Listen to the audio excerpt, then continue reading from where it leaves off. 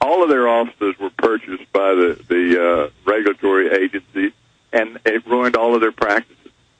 Well, this is going to be much, much worse. We're going to federalize virtually every segment that has anything to do with health care. But look at it. The roads are being grabbed. The auto industries are being bankrupted. And the bailout money goes to build the factories in China, Europe, and Brazil. This is corporate receivership where these foreign banks use the government to come in. And now they're even taking over the essential services. This is the total state. Well, absolutely. Listen to this. This is the rating of physicians. One of the things they want to sell this bill is we're going to give you high-quality health care, and we have built into it quality measures. Well, on page 258, line 13 through 17, on evaluating physicians for quality medical care performance, it says the performance will be based on satisfactory submitting data on the quality measures. In other words, it's not the actual quality that we're measuring. It's how well the physicians do what we tell them in terms of submitting forms and paperwork to the federal government. If you're a good little boy and a good little girl and you submit your paperwork on time and you do all the paperwork they demand, then you're qualified as a very high-quality medical care facility. Well, sir, I mean, look at government offices falling apart, total lazy bureaucrats everywhere. Now they want to take health care over, and they're going to be raiding people and going after people with political weapons. I mean, this is just an amazing tyranny, and every time I see another piece of it, each piece by itself is enough for a revolution. But you put it all together, the thing they have going for them is it's so bold that the government's going to take over and tell you who's good and who isn't. I mean, this is insane. And then I go back to it, Dr. BlayLock, they then lie about it and say they're not doing this. Well, one of the big things that really got people fired up was the idea of the advanced care planning, is the euphemistic term, which was the death panels, where we have consultation with the elderly and the chronically ill and the disabled to convince them that it'd probably be better if they just moved on into another life and give up their life for the good of the state. Well, if you read this, that's exactly well, stay there. We got a break. Come back with the death panels. Break it down, then we're going to the calls. Dr. Russell BlayLock, stay with us. The New World Order beast is genetically modifying your food, mixing vegetables with animals, and now experimenting with viruses. Without a long-term food solution, you will have just two options: starve, or surrender. All canned food supplies will eventually run out. What then? Grow your own healthy food and feed your family forever. SurvivalistSeeds.com is now the nation's largest bulk heirloom seed company, and it's owned by a real patriot, Big John Lipscomb. You can now have an infinite amount of healthy vegetables like a watermelon, a bundle of carrots, or tomatoes for a little more than a penny each. SurvivalistSeeds.com. And now you can go into business with Big John at SurvivalistSeeds.com by becoming an affiliate. See his link at SurvivalistSeeds.com.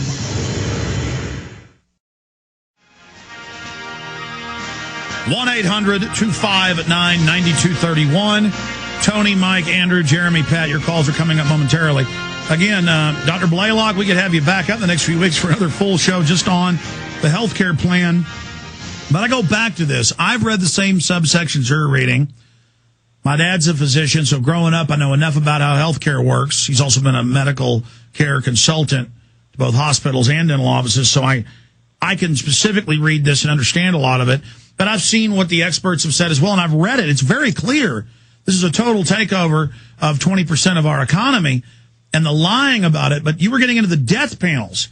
I mean, it's Daschle. It's Rahm Emanuel's brother. It's the publications. At first, a few months ago, when they thought they had it, they were saying, yeah, you don't need these unnecessary tests. And I've watched House of Commons back when Tony Blair was in, admitting people were waiting 16, 18 months. for brain surgeries that were 95% successful if you got it within 2 months, but if you didn't, you were dead. And they admitted this. I mean, I've got 2 people that work for me in England, the Watson brothers. Their healthcare system's a nightmare. And they now are saying, if you've had a bad life or you've smoked or you've done this, we're not going to give you the health care. So I keep going back to the lying when they attacked Sarah Palin, who, by the way, I don't like Sarah Palin. She was a fool to quit the governorship. You know, they put her in there as a ringer. But my point is, she's right. But instead they just say, oh, she's a liar. She's a dumb woman. She's an idiot. There's no death panels. When these bioethicist boards, these are death panels. Dr. BlayLock. Well, you see, they're clever not using the term death panels or end-of-life death panels or anything like that. What they do is they leave it open-ended. For instance, they talk about end-of-life services and support, palliative and hospice. Well, if you know about hospice, what they did to them is you're allowed to, or you're supposed to transfer a patient to hospice if you think they'll die in 6 months. But physicians don't always know when someone would die, so some live a year or 2 years. Well, you have to take care of them and comfort them and give them their medication. Well, the government came in and said anybody living over 6 months will cut off all Medicare payments to, so you're going to be stuck with the cost.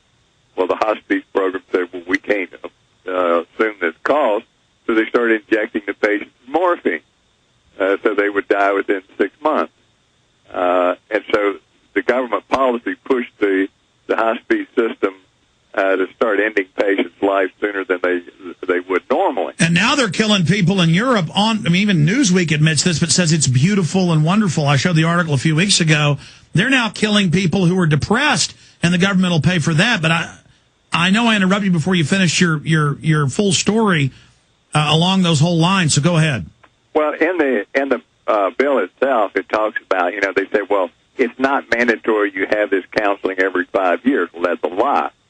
Page 424, it says that this is a part of routine medical care, and the individuals will have the consultations every 5 years, and that if they develop a change in their medical condition, that is an injury or anything that could potentially be life-ending, which is virtually anything, that the consultations occur more often and they'll be updated. It also says that you will be referred to special national, state, and community-based organizations who will do the counseling. Well, that includes ACORN.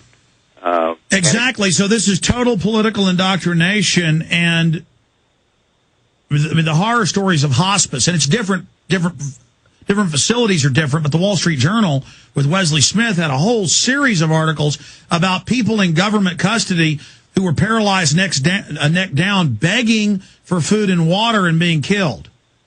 Well, yeah, and of course this is what happens in England. In England, for instance, one of the government studies on the quality of the National Health Service found that in one city, 400 to 1,200 people died from what they described as appalling health care. That's just one city, 400 to 1,200 in a year. Now, you multiply that times the 60 million people in England, you're talking about 10,000, 20,000 more people dying every year from appalling care. There's even stories of patients starving to death in hospital wards. And I had a friend of mine who lives in Louisiana, and he told me the story of one of his close friends whose daughter was a medical student.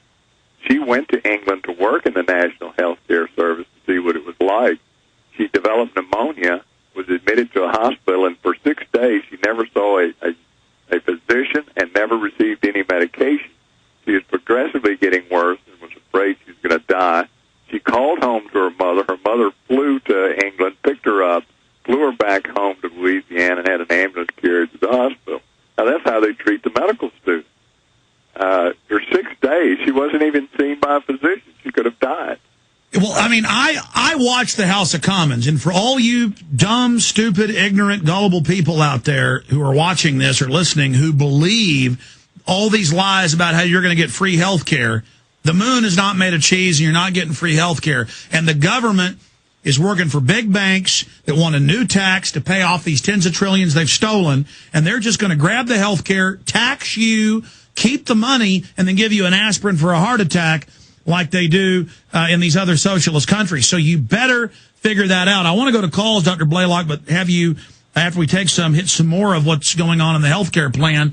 But Rahm Emanuel's brother, who's now in the White House advising, remember last week he said doctors shouldn't be so obsessed over their Hippocratic oath to do no harm from Hippocrates. And for the last decade, they haven't given the Hippocratic oath. I mean, they really are taking our doctors and nurses and taking them from being great, upstanding people, guardians of human dignity, and turning them into little Nazi ghouls. Can you speak to the Hippocratic Oath and Emanuel's brother having the nerve to say, well, you shouldn't take it serious? Well, the basis of the Hippocratic Oath was Hippocrates, and that was teaching physicians that you're to do everything you can for your patient, and you're never to take a life.